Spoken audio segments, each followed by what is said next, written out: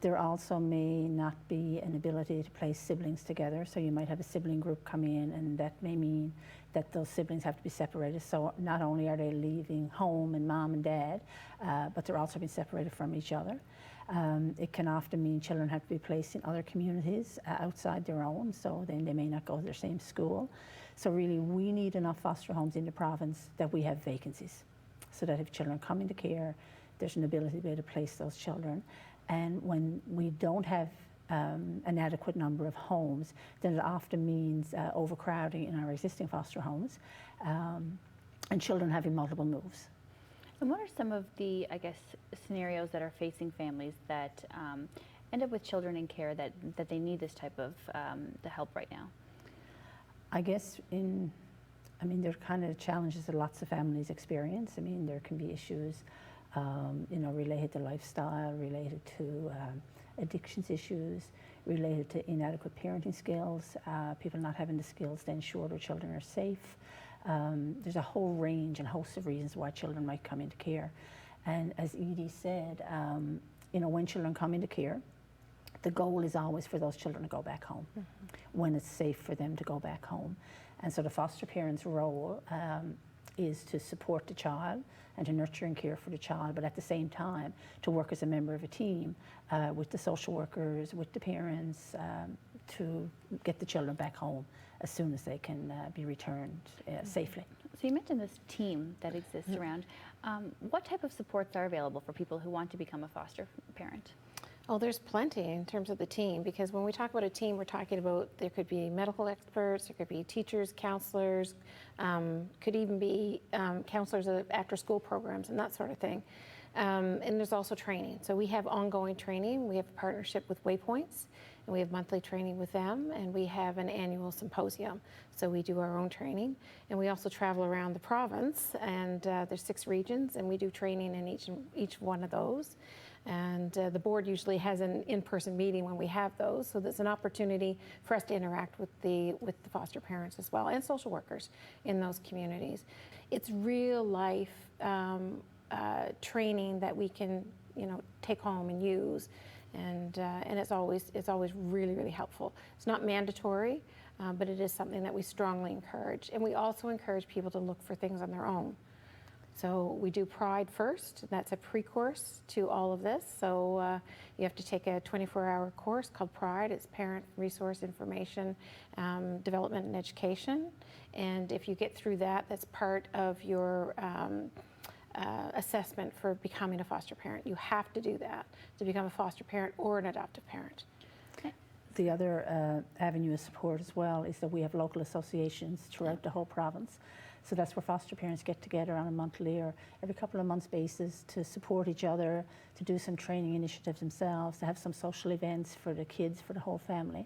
So there's lots of support available. So if people are worried or concerned that to become a foster parent you're doing it on your own, you're really not. There is lots of support available. And we have a peer mentoring program too that we developed last year, and that's really great because it helps to match like-minded foster parents, so people who've had good experience, 5 years or more, and they can help the people that are just coming on board. So, yeah. And you mentioned, when you're placing children in care with foster parents, you try to keep siblings together, and there seems to be an effort to keep people close to home. But what other kind of considerations go into, making those matches? I guess it's fair to say that there's very little matching that's done currently in our province.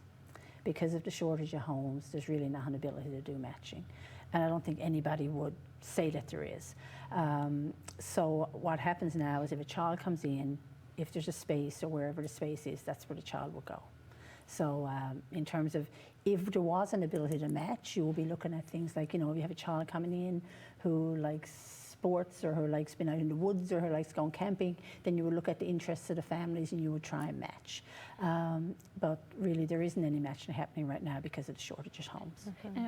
On that topic, I know one of the issues that has, been in the news recently in terms of foster families is the need to match particularly Indigenous children with families in their own culture and hopefully geographic area as well, so they're not so far from home. I guess, what are the efforts to make sure that that is done when it can be? There's been a lot of work done actually over the last year in particular in Labrador itself, where the Indigenous groups in that area have started to look at trying to develop their own resources. For example, the Nat Civic government now has social workers employed whose job is to support and to find foster parents along the north coast of Labrador.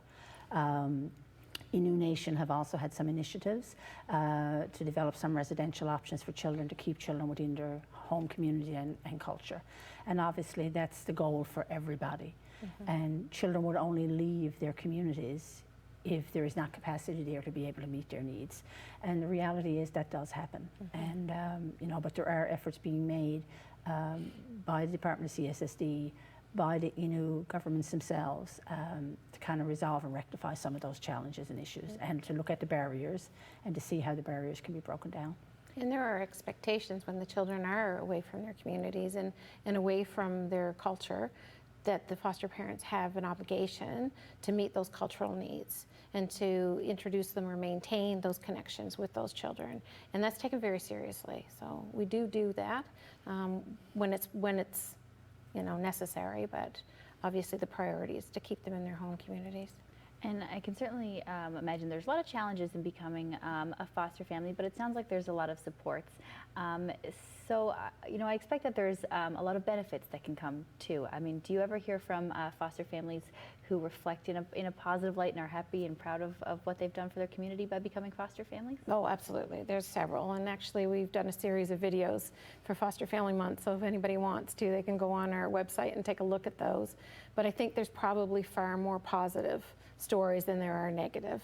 And we're really proud of that, because we do try our very best to support one another and our kids, because obviously they're our main focus, and everything we do is in the best interest of children. And I think our foster parents, it was a message our foster parents in general would give. It would be that, yes, there are some challenges, but that fostering is probably one of the most rewarding things they've ever done in their life. And if people are interested in becoming foster families, where can they find more information? They can visit our website at www.nlffa.net. They can go to our Facebook page. They can call our office at 1-877-754-0218. Excellent. Thank you so much, and thanks for joining us to talk about this. Thank you very Thanks, much. Melissa. Right back with more Out of the Fog. Call the Rogers TV viewer response line, email us, or connect with us on social media. Thanks for watching Out of the Fog. Great to learn more about the need for foster families in this province, so be sure to check out the association's website if you'd like to learn even more or maybe become one. And thanks to Ruth and to Megan for chatting with us about the cut of it. Be sure to get your tickets before it's too late.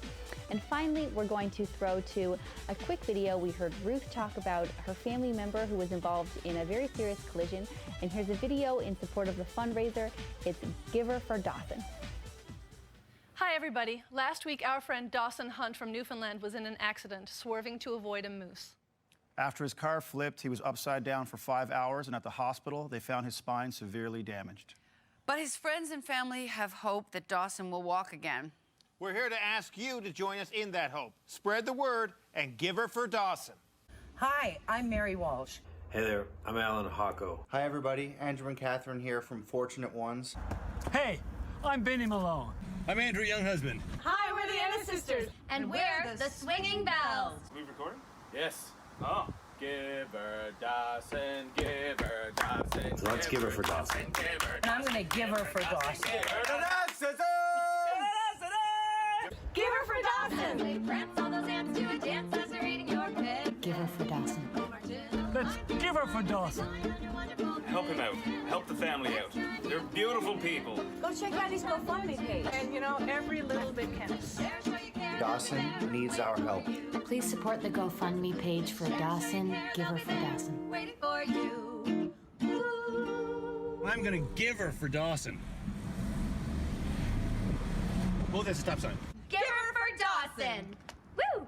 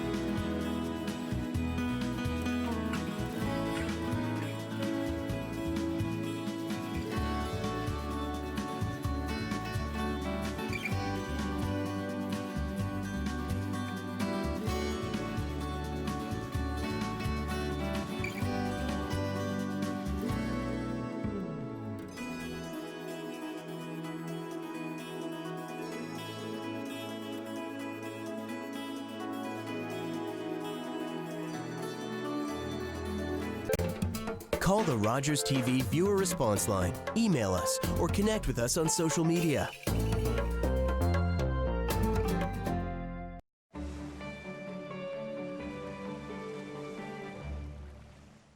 Looking for great seats to all the action? Rogers Super Sports Pack delivers.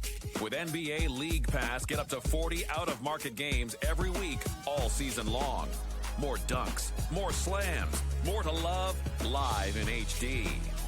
NBA League Pass, part of the Rogers Super Sports Pack.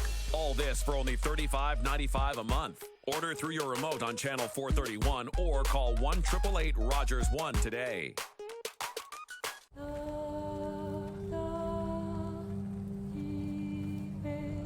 Our ancestors came here from France to build a better life. We lived here happily for generations,